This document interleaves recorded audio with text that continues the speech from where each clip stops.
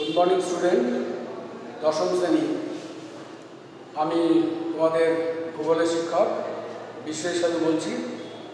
তোমাদের আজকে যে ক্লাসটা নেব সেটা হচ্ছে ভূগোলের উপগ্রহ চিত্র ও ভূবৈচিত্র্য সূচক মানচিত্র, লাস্ট অধ্যায়। তার আগে একটু বলি, আমরা বিগত কয়েক মাস ধরে লকডাউনের পরে মার্চের 15 থেকে আগস্ট পর্যন্ত তোমাদেরকে হোয়াটসঅ্যাপের মাধ্যমে ইমেজ শিট, অডিও, ভিডিও ইত্যাদির মাধ্যমে আমি পরপর ক্লাসগুলি নিয়েছিলাম। সেগুলি তোমরা ফলো করেছো এবং নোট করেছো এবং পরীক্ষাও নিয়েছো। তা এইগুলি চলতে চলতে আমাদের হেডমাস্টারমশাই একটা প্রস্তাব দিলেন যে এতে আমরা আগেও রিপোর্ট দিয়েছিলাম যে এই হোয়াটসঅ্যাপের মাধ্যমে সব ছাত্র অ্যাটেন্ড করতে পারছে না, কারণ মোবাইল নেই, কারণ নেটওয়ার্কের প্রবলেম আছে। তাই হেডমাস্টারমশাইয়ের প্রস্তাবে আমরাও একসঙ্গে প্রস্তাবিত যা আসলো প্রস্তাবনায়, সেটা হচ্ছে আমরা যদি লোকাল কেবল মাধ্যমে এই ক্লাসগুলি সম্প্রচার করি তাহলে খুব ভালো হয়। সবাই যেহেতু বাড়িতে টিভি আছে, দেখতে সুবিধা হয় এবং ক্লাসগুলি সুবিধা হয় এবং জানতে বুঝতে সুবিধা হয়, কারণ বড়োভাবে দিতে হয়। এই প্রস্তাবটা গৃহীত হয় হেডমাস্টারমশাই এবং আমাদের যোগাযোগে আমাদের লোকাল, আমাদের বিষ্ণুপুর ফেসবুক গ্রুপ আছে একটা, তারা এই সম্প্রসারণের জন্য এগিয়ে আসে, যাতে ক্লাসগুলি তারা সম্প্রসারণ করতে পারে, তার জন্য সাহায্যে এগিয়ে আসে। এই জন্য আমি আমাদের বিষ্ণুপুর ফেসবুক গ্রুপকে ধন্যবাদ জানাই। তাহলে আজকে শুরু করি। আমাদের লাস্ট অধ্যায় যেটা আছে উপগ্রহ চিত্র এবং ভূবৈচিত্র্য সূচক মানচিত্র। তোমাদের আগে দুটো বিষয়ে ধারণা ক্লিয়ার হতে হবে, উপগ্রহ চিত্র আর ভূবৈচিত্র্য সূচক মানচিত্র কি, এটা আগে তোমাদের জানতে হবে। তোমরা বইটা খুলে দেখবে দুটো চিত্র পাশাপাশি দেওয়া আছে, একটা উপগ্রহ চিত্র, একটা ভূবৈচিত্র্য সূচক মানচিত্র। বুঝতে পারছো যে কি হচ্ছে, কোনটা কি, কিভাবে তৈরি হচ্ছে সেটা দেখো। উপগ্রহ চিত্রটা আগে আমি বাঁ দিকে একটা ফেজ নিয়েছি চিত্রের, আর ঠিক ডান দিকে একটা ফেজ নিয়েছি তীর চিহ্ন দিয়ে। পরে বলছি এটা ভূবৈচিত্র্য সূচক কিভাবে হয়। উপগ্রহ চিত্র বলতে কি বুঝি আগে সেটা বুঝতে হবে। তোমরা নিশ্চয় দেখেছো যে রকেটের সাহায্যে আমাদের যে কৃত্রিম উপগ্রহগুলি পাঠানো হয় মহাকাশে, একটা নির্দিষ্ট কক্ষপথে প্রতিস্থাপিত করা হয়। সেটা কি, ভূপৃষ্ঠ থেকে একটা রকেটের সাহায্যে কৃত্রিম উপগ্রহ একটা নির্দিষ্ট কক্ষপথে স্থাপন করা হয়। এই কৃত্রিম উপগ্রহ কাজটা কি, সূর্য থেকে যে সৌররশ্মি ভূপৃষ্ঠে পৌঁছায় তার প্রতিফলিত রশ্মি, সৌররশ্মি, এর মাধ্যমে এই কৃত্রিম উপগ্রহে একটা সেন্সর আছে, ক্যামেরা। এই সেন্সর ক্যামেরায় তড়িৎ চুম্বকীয় বিকিরণটা ধরা পড়ে এবং সেখানে এই ভূপৃষ্ঠের যে কোনো জায়গা চিত্রটা তার ক্যাচ করে এবং সেটার মাধ্যমে আমরা যে চিত্র পাই তাকে বলা হচ্ছে এই উপগ্রহ চিত্র। ক্লিয়ার? এবার এই উপগ্রহ চিত্র কি শুধুমাত্র ভূপৃষ্ঠের উপরের চিত্রটাই আসে না, এটা ভূপৃষ্ঠ আর এটা ভূ অভ্যন্তর। এর ক্ষমতা এমন আছে যে ভূপৃষ্ঠ প্লাস ভূ অভ্যন্তর এই দুটো চিত্রই এই কাজ করতে পারে। এটা হচ্ছে আমাদের উপগ্রহ চিত্র। আর ভূবৈচিত্র্য সূচক মানচিত্র, এটা দেখো চিত্র বলেছে আর এটা মানচিত্র, দুটোর মধ্যে পার্থক্য আছে।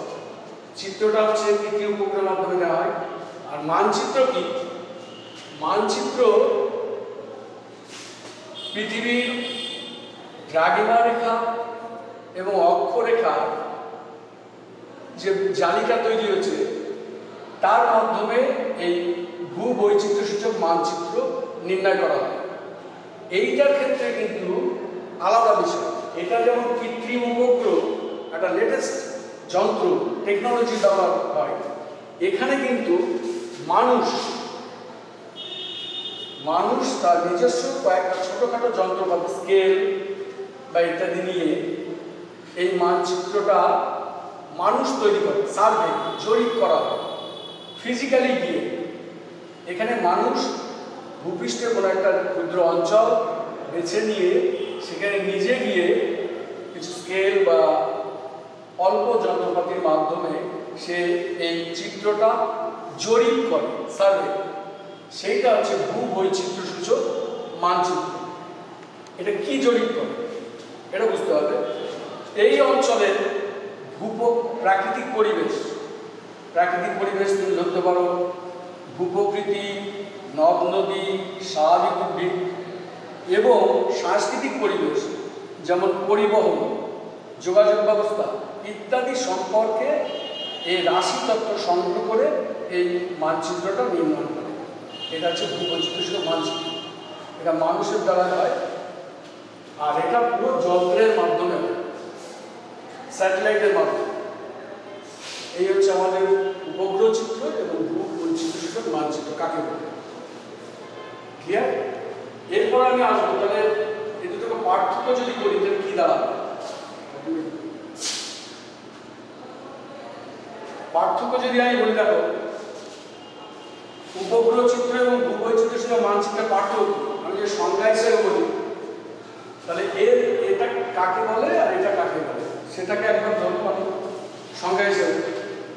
যে উপগ্রহ চিত্র হচ্ছে কৃত্রিম উপগ্রহ চিত্র, যেটা সরাসরি মহাকাশ থেকে তোলা চিত্র। আর ভূবৈচিত্র্য সূচক মানচিত্র হচ্ছে মানুষের দ্বারা জরিপ কার্যের মাধ্যমে ভূপৃষ্ঠের ভূপ্রকৃতি অর্থাৎ প্রাকৃতিক পরিবেশ এবং সাংস্কৃতিক পরিবেশ যেগুলি আছে, যে উপাদানগুলি, সেগুলি রাশি তত্ত্ব সংগ্রহ করে একটা মানচিত্রে লিপিবদ্ধ করে। একদম সঙ্গে আছে। প্রাচীনতার ক্ষেত্রে এটা খুব আধুনিক, লেটেস্ট, মানে এর মাধ্যমে ভূপৃষ্ঠ এবং ভূ অভ্যন্তরের বিষয় আমরা জানতে পারবো। ভূপৃষ্ঠের সম্পদ এবং ভূ অভ্যন্তরে কি সম্পদ আছে বা কী কী উপাদান আছে সেগুলো আমরা জানতে পারবো। এটা লেটেস্ট। আর এটা হচ্ছে একটা প্রাচীনত্ব, আগেকার প্রাচীনত্ব আছে, যে এটা উপরে শুধুমাত্র ভূপৃষ্ঠের উপর তথ্যরাশি আমরা জানতে পারবো, ভূ অভ্যন্তরে কিছু জানতে পারবো। 3 নম্বর বিস্তৃতি পার্থক্য। বিস্তৃতি বলতে স্যাটেলাইট থেকে যে চিত্র তোলা হয় সেটা আমরা যে কোনো টেকনোলজির সাহায্যে বড় ছোট অনেকটা নিতে পারি, অনেকটা এরিয়া চিত্র তুলতে পারি। আর এটা হচ্ছে ক্ষুদ্র অঞ্চল। মানুষ নিজে ফিজিক্যালি কোনো একটা অঞ্চলে গিয়ে তার সম্পর্কে যে তথ্যরাশি সংগ্রহ করবে এবং সেটা অক্ষরেখা দ্রাঘিমাকার ভিত্তিতে সেই মানচিত্রটা লিপিবদ্ধ করবে। এটা একটা ক্ষুদ্র অঞ্চল, কাছাকাছি কোনো একটা ছোট অঞ্চল। 4 নম্বর হচ্ছে জ্ঞান। জ্ঞানের ক্ষেত্রে কৃত্রিম উপগ্রহ সব ধরনের তথ্য নিখুঁতভাবে সংগ্রহ করতে পারে।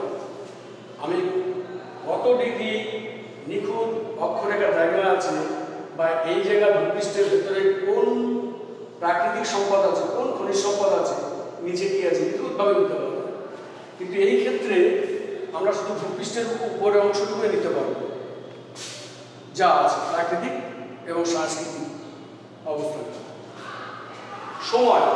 সময়ের ক্ষেত্রে দেখো, সময়ের ক্ষেত্রে স্যাটেলাইট দিয়ে আমি কয়েক মিনিটের মধ্যে একটা চিত্র পেয়ে যেতে পারবো। কোনো অঞ্চল, পৃথিবীর যে কোনো একটা অঞ্চলে আমি যদি মনে করি, সেখানে সার্চিং করে সেটা কয়েক মিনিটের মধ্যে আমি চিত্রটা পেয়ে যাব আমাদের হাতের কাছে। কিন্তু এখানে যদি আমি এই মানচিত্র পাই, তাহলে সেটা মানুষের দ্বারা যেহেতু ফিজিক্যালি যেতে হবে এবং এখানে দিনের পর দিন এটাকে তৈরি করতে হয়, অনেক সময় লাগে, ব্যয় সব অনেক সময় লাগে। আর প্রযুক্তিবিদ্যা তো আগেও বলেছি যে এটা লেটেস্ট, অত্যাধুনিক, এতে কম প্রযুক্তিবিদ্যা ব্যবহার করা হয়, এটাতে বেশি। আর দুর্গমতার ক্ষেত্রে কি পার্থক্য? দুর্গমতার পার্থক্য বলতে কৃত্রিম উপগ্রহের মাধ্যমে পৃথিবীর যে কোনো অঞ্চল হোক, মরুভূমি হোক, পার্বত্য অঞ্চল হোক, সমুদ্রের কোনো একটা জায়গা হোক, যে কোনো জায়গার চিত্র সংগ্রহ করার কোনো অসুবিধা নেই, যে কোনো মুহূর্তে তুলতে পারবো। কিন্তু এর ক্ষেত্রে, দুর্গমতার ক্ষেত্রে বলতে অসুবিধা, যেহেতু মানুষ ফিজিক্যালি গিয়ে মানচিত্র তৈরি করে, সেই ক্ষেত্রে অনেক কষ্টসাধ্য ব্যাপার। নেক্সট আসছি আমি বিষয়বস্তু। বিষয়বস্তু একটা ভূপৃষ্ঠের উপরিপৃষ্ঠে কি আছে সেটা জানতে পারবো, প্লাস ভূ অভ্যন্তরে আমার ভৌমজল থেকে শুরু করে কোথায় কি সম্পদ আছে, খনিজ সম্পদ, লোহা খনি, ম্যাঙ্গানিজ, কয়লা, যে কোনো খনিজ সম্পদ, খনিজ তেল কোথায় আছে সব আমরা জানতে পারবো। এখানে বিষয়বস্তুগত পার্থক্য কী হচ্ছে, শুধুমাত্র ভূপৃষ্ঠের উপরে প্রাকৃতিক এবং সাংস্কৃতিক উপাদানগুলি আমরা জানতে পারবো। কীভাবে জানতে পারবো? মানুষ সার্ভে করে যেটুকু দেবে, যে তথ্যটা সেটা দেবে, সেইটুকুই জানতে পারবো। এখানে মানুষ তৈরি করছে, তাই এই মানচিত্র যখন আমি ব্যবহার করব, সার্ভেতে যা আছে, আজ থেকে 1 মাস আগে এখানে যেখানে সার্ভে করা হয়েছিল সেখানে যে তথ্যটুকু আমি ম্যাপের মধ্যে পাবো, দেওয়া আছে, সেটুকুই পাবো। কিন্তু এখানে কিন্তু লেটেস্ট, মানে আমি যদি আজকেই চিত্র তুলি তাহলে আজকে পর্যন্ত আপডেট যা যা এখানে আছে সব কিছু পাবো। আর গুরুত্ব ক্ষেত্রে কি লাস্টে গুরুত্ব ক্ষেত্রে আসছে